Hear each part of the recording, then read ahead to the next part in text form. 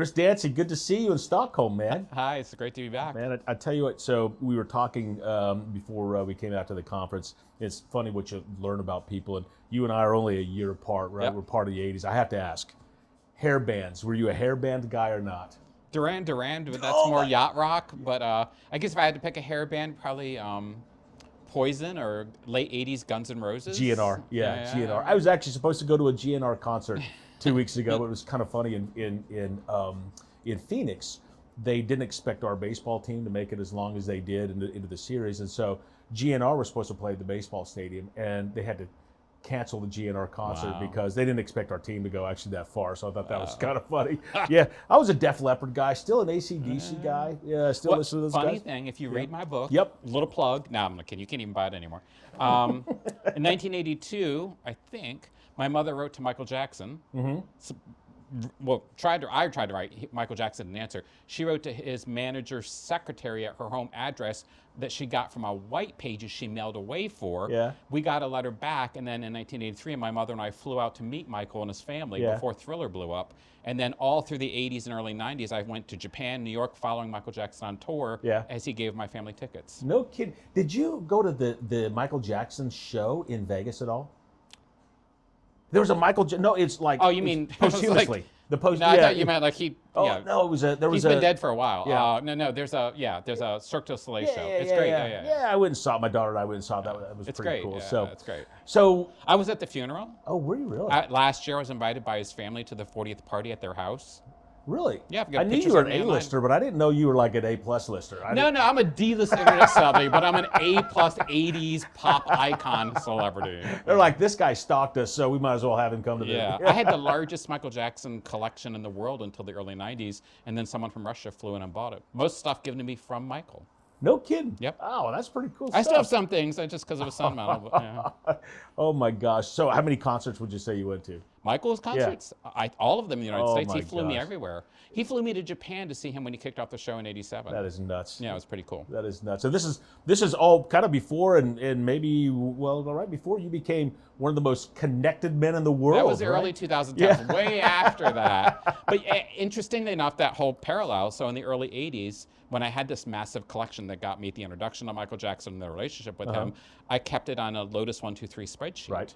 So my life was always heavily documented. Yeah. And what I talk about in the book was like the three big things that got me into being so into data. And the first one would be having to catalog an entire, thousands of pieces of memorabilia from the late 70s, early 80s from Michael Jackson, which the estate to this day has a copy of, and that's the only record they have of some of his original stuff. No kidding. Yep.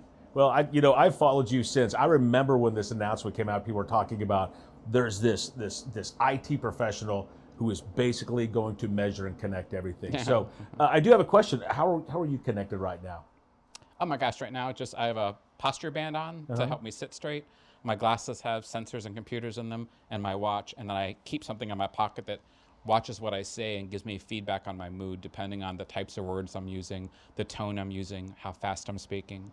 So I would need like one of those little things that zapped me to say, say, don't say that, don't say that. Yeah. It doesn't curtail what I say. It just helps me understand maybe how I could say it differently. Oh, I got you. Yeah. Well, I struggle with people. Yeah. Well, I will say that you're probably one of the most laid back and intense people I know. Laid back and I like that. And so It's like because ketchup and barbecue sauce. yeah, you're kind of like, hey, do your thing. Yeah. But I am like all over it. Now, you're always connected. It seems like there's always something going on in your life. And Well, there were two times I haven't been. Once when I got married for a week when I went on vacation. Okay. And then I did a 10-day silent retreat in 2015 at a Buddhist center. Okay. And obviously you can't even have a watch there. So that's what I was going to say is, you say, hey, don't unplug. I love the idea, and based on, a lot of the things that you've evangelized about what data and information can do for you. But have you ever had those days where you just go, oh, I just want to disconnect everything? Do you have those? No. I didn't think you did. No, because it doesn't bother me. It's not, so many people live their life like they need to snooze notifications, but my notifications are things I care about, so why would I want to snooze them?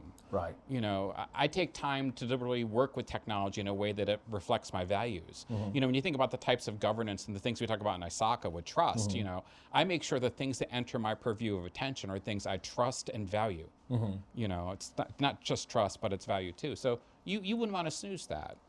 No, and that makes sense because if you think about the data, there's so many things though about your life and the data and the information that you collect that you use personally, right? Like you said, to help you, you know, with you know how you may communicate. Everything. Right? Yeah. There's 6 levels. There's and they're happening right now. Yeah.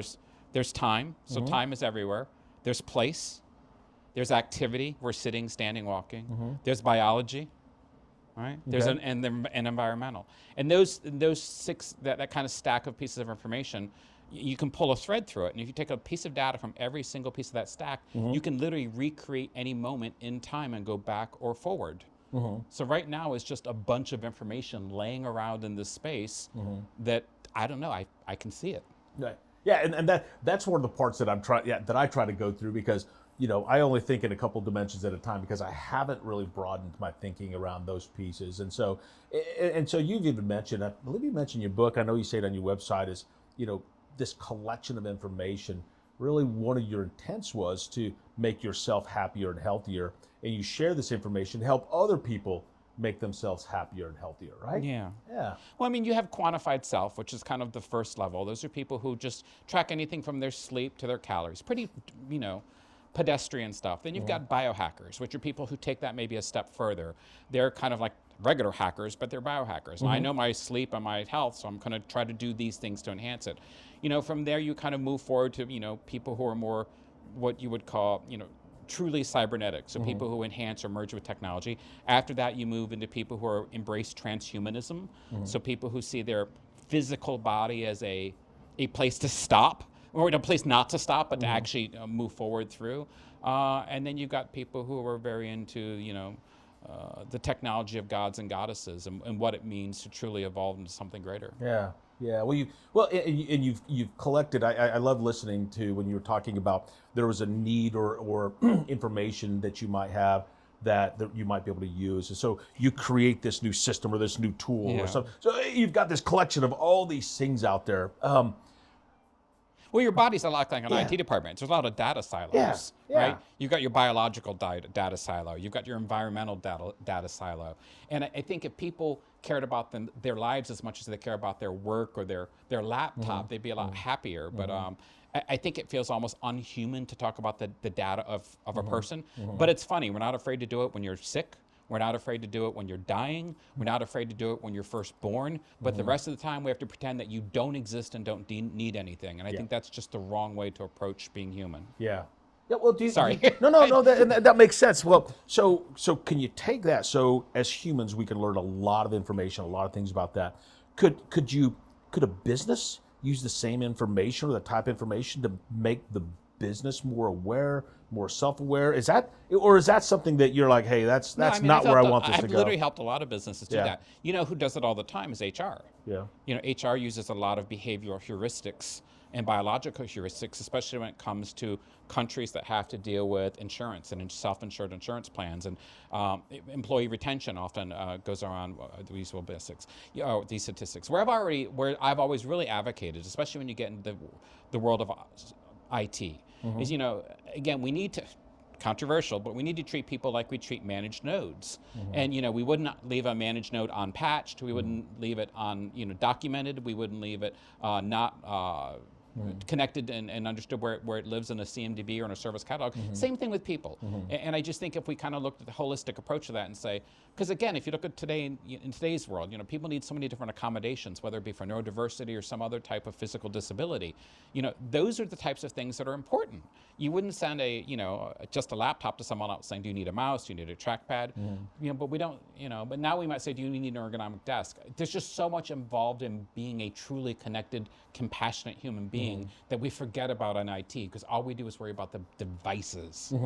And I'm the first device that shows up at work before anything happens. You're right. And you talk a lot about AI. In fact, using kind of the algorithms and the learning piece of that. And you were using AI before it was a household term, right? You really My were. first one I wrote was like to optimize my health, quit smoking, quit drinking. Yeah, exactly. So you've been in this for a long time, and everybody always thinks, oh, AI, there's good and bad stuff about that, but is there a downside for collecting and analyzing this information for you, or what would be your cautions if somebody said, hey, I'm going to do what Chris Dancy's doing?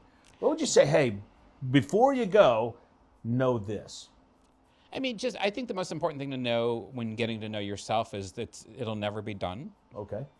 Sometimes, a lot of people beat themselves up because they're like, I'm not being productive.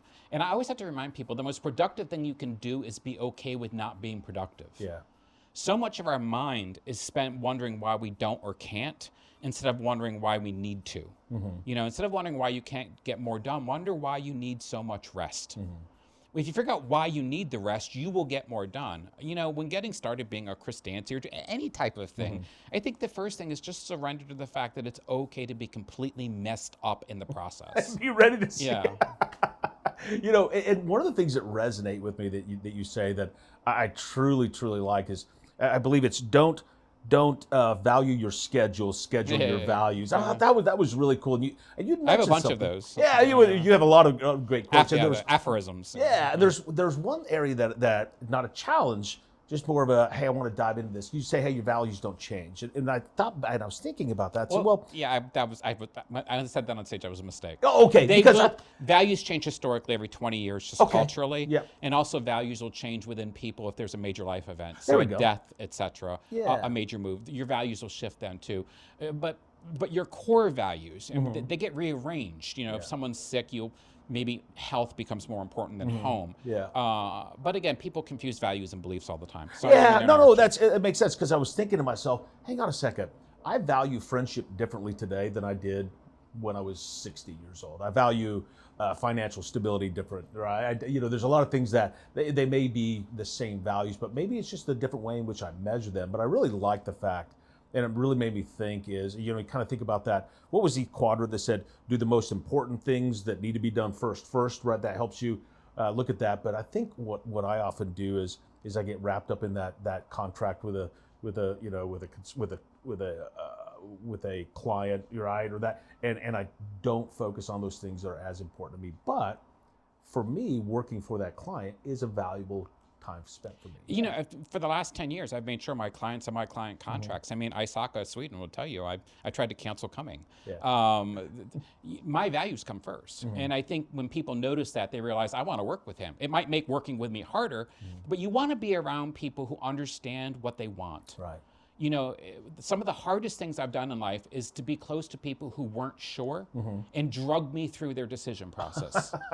And I just think it's so important as you age, or as you just care about who you are, that you're not along for someone else's expedition into what's important. I've lived too long to watch you make the same mistakes. If you've had kids, you know what I'm talking about. And it's funny, when we were talking about the slides yesterday, when I was doing my presentation, the slide that got the most people just taking pictures, like everybody knows was the one with the calendar where I showed you where your values are found in the calendar. Yep. And I don't think people understand that you're living your values, you're just not documenting them. Right. And once you know what they are, and again, it won't be perfect, but saying what's important and why you do it is what makes you a human and worth being close to. No, I think you're absolutely right. So you've done all this stuff, right? You got a lot of things that you've done, very impressive, especially at least within the last decade, right? So many things. It's been busy. Yeah. It has been busy. So I guess my question is, you and I are the same age. We're not quite to retirement yet, and you kind of at that point, you're like, okay, I'm sure people are saying, Dancy, what's next, right? What do you do? Do you do this until the day you can't do it anymore, or is there something that you're like, that you're willing to share, that you just haven't done? You're like, I just got to get that done. I mean, I recently got married, and for me, one of the most important things I've been working on, I've been married now 6 years, we've been together for 8 years. There's a 20-year age gap between my spouse and I, and when I think about what's next, I mean, every day I'm in service to making sure the legacy I leave behind means that my spouse will remarry if something should happen to me. And when they remarry, the person that marries them is such high caliber that I don't have to worry. And that means loving my spouse and loving the people and being close to my friends in a way that if they make new friends, they go, Chris wouldn't have done that, you can't be my friend. Or my ex-husband wouldn't have treated me that way, you can't be my new husband. Yeah. You know, Yeah. when I think about the future, it's really about making sure the blueprint that I leave is such that people think twice about making some of the mistakes by watching the mistakes I wouldn't make in front of them. Right. Well, clearly you have an excellent spouse because your life, I have a pretty good always spouse. connected. And I'll be honest with you. You know, there are probably people, and be honest, even with me at first, we're like, okay, this guy's always connected. What is being collected and shared about my conversation with him just right now? You know, again, it's not like the Truman Show where everything was. It actually is, but we just don't admit it. Yeah, you know, but not at me. I mean, everybody's collecting everything all the time. Right. Yeah. You do remember the Truman Show, don't Of course. you? I'm sure that's gone through your mind quite a bit. Yeah. And people probably asked you about that. But the difference was the Truman Show, he didn't know. You are making sure that you know what's collected. Well, you know, even like, you know, the glasses that take pictures. If I take a photo, you'll see a light that comes on right here. Yeah. You know, to me, you know, collection of data and technology is really permission-based. Whether it's permission to a server or permission to take your picture. That's the big problem. Again, we've stopped treating people like technology, and in that way, we've made our relationship with people so much worse. Yeah. We take more time and care setting up a new user and making sure they have the safeguards in a network than we do to make sure they feel welcome in their cubicle. That's right. And I just think if we were to actually care for our people as much as we care for our devices, or at least equally. I always say, treat your kid as good as you treat your phone and you'll have a great relationship. I'm like, what do you mean? I'm like, you keep your phone charged, you make sure it's up to date, you're always answering your messages. You don't do that with your family. Right. You know, I just wish people treat me like a device. I know you'll love me. Yeah. That's great. So you talk about setting up new users and the security aspects. I keep going of back that. to the IT and security. Nope, you're right. Trying to make it relevant for the audience. Absolutely. So this is relevant here too. So what you have, you do share a lot of your information, but there's a lot of the information you keep, right? Because it's your information. Are you the subject of constant cyber threat? How do you deal with that? I'm surprised at how many people do try to. Yeah. I shouldn't be, but I mean, the number of messages, you know, from two-factor and other systems that say, you know, someone's trying to log in now, and I'm like, no, it's not.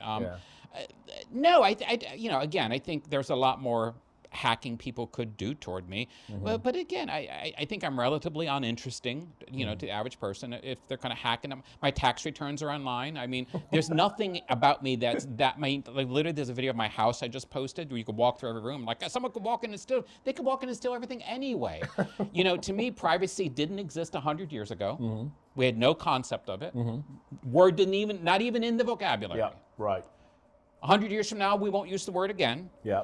We're just trapped in this very myopic world where somehow you're some special snowflake who deserves some special cocoon that doesn't involve anyone ever getting to know you, which is different than safety. Yeah. I'm not advocating, you know, a post-safety world, but Right. I'm very sorry. No, I get it. So you talk privacy. So this morning, I'm out on your website poking around a little bit, okay, just to kind of see some of the things and catching up on the world of Chris Dancy. So, do you collect cookies on me? Do you know that I was at your website, and do you? Yeah, I don't look at that data. I have all of that data of the type of people who come. I mean, you'd be surprised how many people come with VPNs or just spoofed addresses. And again, it's just, there's a public site, there's a chrisdancy.com, but there's a not public site that my customers and my friends, and I showed it on our stage yesterday. That's a very, you know, very secure and very different.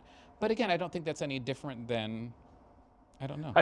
What I loved was your terms of service. I have terms of service for all my relationships. Yeah, my house has a quick start manual. Yeah, I love that part. And you know, there were people in the audience, and I, you know, I have to admit that you're talking about, you know, your friends. They had to sign a terms of service. Exclusive, right? Interaction with you. Yeah. Right, and I guarantee people are saying, "How do I get on that list?"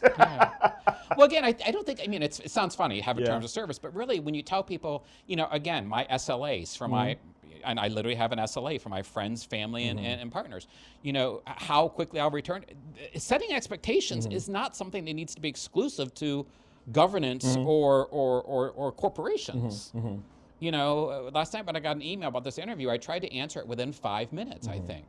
You know, and again, there are people that I work with, you know, and the ISACA team will tell you when they write me, I try to get things back. When they ask me for a video. Now, again, I don't know why. I sat in my drafts forever and I didn't make it on time. But I literally try to do things by the day. I just think love is following through on the things you say you'll do. We used to call it respect, but at this point, so few people do it. Just turning on your blinker when you go to turn the corner is so much love now. I just want to kiss the people who do speed limits and use blinkers. And like, I love you people. It's governance. Yeah, it's just like, wow. That's funny. Well, so people have tried to hack in. You've seen that kind of stuff. But how do you protect yourself? I mean, think about do you have copyrights? I mean, you have some of the most patents and copyrights. Yeah, you have some of the most interesting. Yeah. I have a lot of fun stuff, but a lot of my data has been open to academic research for a long time. I can't tell you how many universities have full access to my daily life. You know, no, I mean the craziest thing is there are a lot of Chris Dancy things that you'll see online that are just decoys. Yeah. You know, so I mean, one of the coolest things. How do you deal with copycats? You know what I mean? Well, some of them are me. Yeah. Oh, okay. All right. I got it. Yeah. Long before you know, kids were using, they call it Finsta, which is like fake Instagram. I talk about in my book. You know, I can't tell you, probably 10 different Facebook accounts and you know, all different versions of me. I used to travel to different cities as a new person, new identity, make new friends, and I still carry on multiple lives with these people who don't know that that's actually me. They think I'm this other person. You know, I've done that. I've actually made up things because everybody wants to know what you do for a living, and sometimes I've made things up before. Yeah. And what you do is you have all your fake accounts friend each other. Yeah. So when you're in there, they can like your other stuff. I mean, for the longest time, I had a whole version of me that just came to Sweden. This is an alter ego of yours. No, and people would meet me, and I had to remember, kind of like a secret agent. But that was just more. It's fun to play with identity. I used to call them identity condoms. You could just slip into an identity condom, be that thing safely, and then go home, slip out, and be yourself again. That's awesome.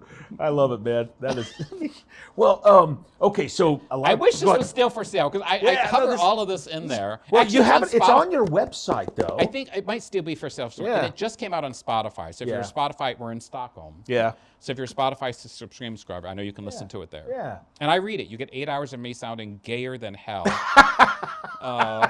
Well, I'll have this done by the time I get back home tomorrow because I fly out tomorrow. Well, there's so many people you probably know in there. Oh, I'm sure. The names have been changed, though, to protect them. Sure, absolutely. So except Fred Luddy. Fred Luddy from ServiceNow. We love you, Fred. So a lot of people may not know is when you and I were talking, you and I go back a long way, but it's not like we knew each other very well. We've been in the same circles and just have never had a chance to sit down. This is why this is awesome for me to chat with you. When we chatted online, we were talking about ITSMF and HDI and all the stuff from like 2008 to 2012, all the kind of same circles we were in. Different organizations and the same I worked people. at Pink Elephant. Did you really? Do you know Pink Elephant? Oh, yeah. Well, just recently Pink and ITIL kind of decided they were parting ways. Really? Yes. No. So I created a whole system called IT Marketing Management in 2007. Fatina and David came to me, and they really liked it. I had a huge following online, and they said, will you come work for us? So I came and ran their conference for a year. We did something called ITSM Extreme Makeover that year, where we actually got an organization, spent a year with tools and process and consulting, rebuilding it, and brought them back on stage. Kind of like a reality show. It was like, great. Come on, it's me. Come on. There's got to be some drama in there. There's got to be some drama. People always say, what does your spouse do? And I'm like, my high school drama teacher. And they're like, you're kidding. I'm like, no, if you're going to marry me, you better know high school drama. No, it was, the Pink time was really interesting. And to this day, it's a great organization. They did a lot for community. Troy, who's been at the organization forever, Troy and I had a podcast before anybody had a podcast. Now everybody has a podcast. Right. Oh, yeah. People are always like, why don't you have a podcast and a video? And I'm like, I don't. Yeah. I'm 55 years old. I don't need one now. Yeah, I don't need one. You get enough exposure, but think about, like we said, what do you do next? How do you protect yourself? What you have is how do you, or do you ever think, I'm going to commercialize this? There's somebody else that wants to do what I do. Everybody has tried. Does that make sense? Yeah, people try to commercialize kind of the Chris Dancy process. I mean, I sell consulting one-on-one to some people. I have a 10-week program that's about $3,000 where I meet with someone once a week and we build a system for their lives. I mean, it's wildly successful. The thing that was really interesting, about 3 or 4 years ago, I put a button on my website where you could book a time with me for $50. And for $50, you got 15 minutes. And I can't tell you, I must get 5 or 10 of those a week. Really? And it taught me a powerful lesson, is that people really value what they can pay for. And I think if more people were to just, so many people on LinkedIn are like, hey, let's just chat. And again, I'll just chat with anyone. But the number of people who, once they knew they could just buy 15 minutes of time, they always say, this is the most amazing thing ever. I would have paid $100. I'm like, you know what? And I would have done it free. You're like, $100? But we wouldn't have been here without it. Right. Yeah. And I think there's something about showing value and being valuable that's missing from our culture. No, I agree with that. Yeah. I agree with that totally. So I really love some of the stuff you've done, like I said, and I'd love to keep in touch with you on a lot of these things. But what, like I said before, what really interests me is just you are very, very particular about about the things you do, and it's really neat because you think about the data that you have and what and your values and its impact. Yeah, that makes total sense to me. Yeah. Where's your next big trip? Where?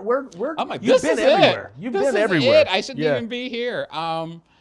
No, I've got a couple big clients in Washington, D.C. that I'm working with. My spouse and I were married in Disneyland, so we're going to Disney at Christmas. Okay. I live, in a nice little village in upstate New York. I don't have big trips anymore, and that was really by design. I kind of semi-retired after, because the thing, I can't get hired, right? If I were to go to some big company and try to get a job, I have all the certifications. You're not going to go into an office every day.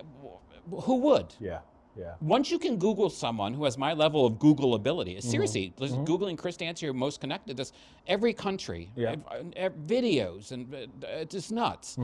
You won't, right? I mean, ServiceNow, BMC, Pink, they all tried to exploit that. But at the end of the day, I found my niche is just being me. Okay. One of my favorite quotes I ever learned was turning your work life into your life's work. And I think when you become so proficient at being yourself, where you can be paid to exemplify the very best of you, you have succeeded. Gotcha.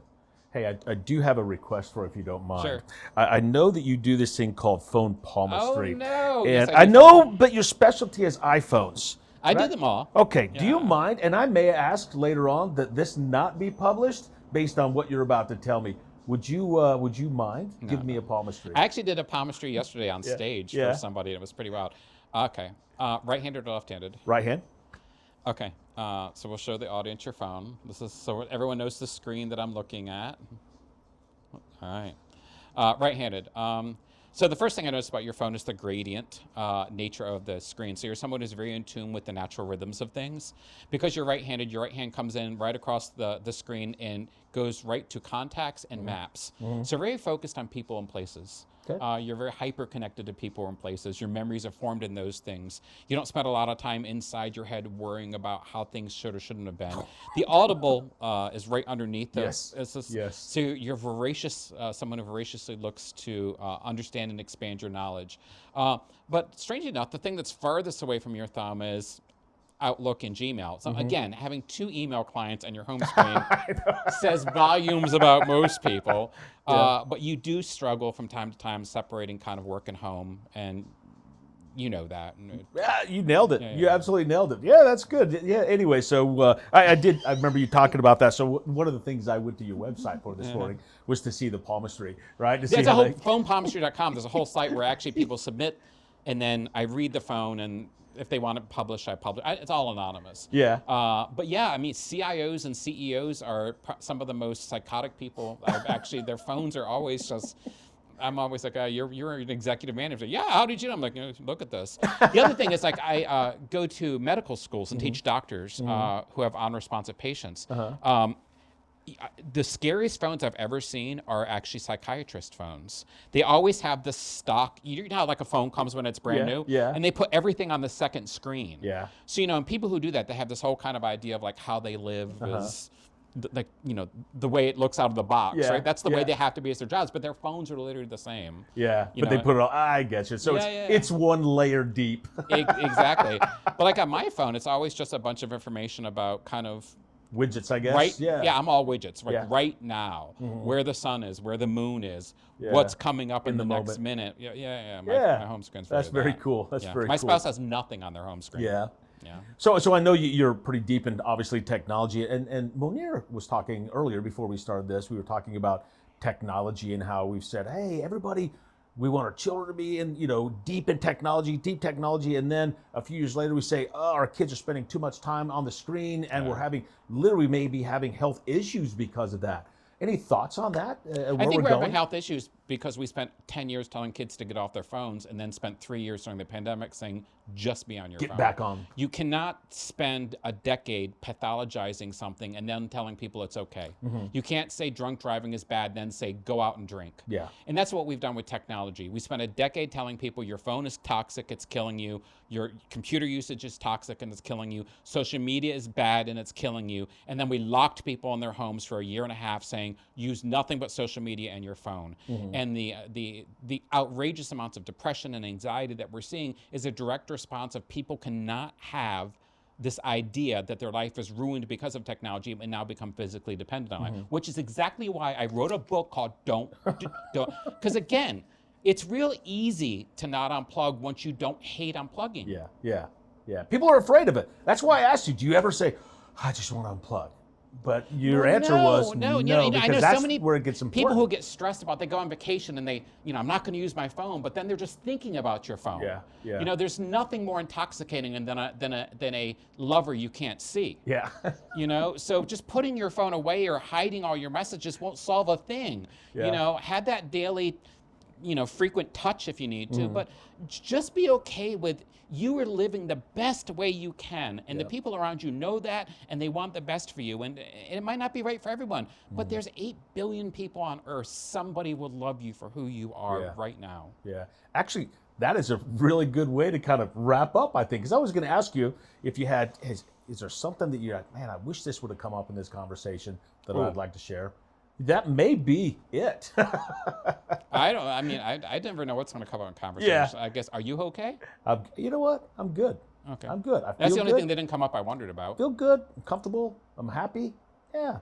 I need to drop a couple pounds, but I get that. But other than that, that's more... The pandemic 20? But the problem is I kept growing after the pandemic. So, But no, I'm good. Thanks. Yeah. Well, that's probably an important point to Yeah, stop it really is. Yeah, Chris, it's been good to chat with you, man. Thank you, Mark. Thank you very much for your time. All right. Enjoy Stockholm. Be good to yourselves.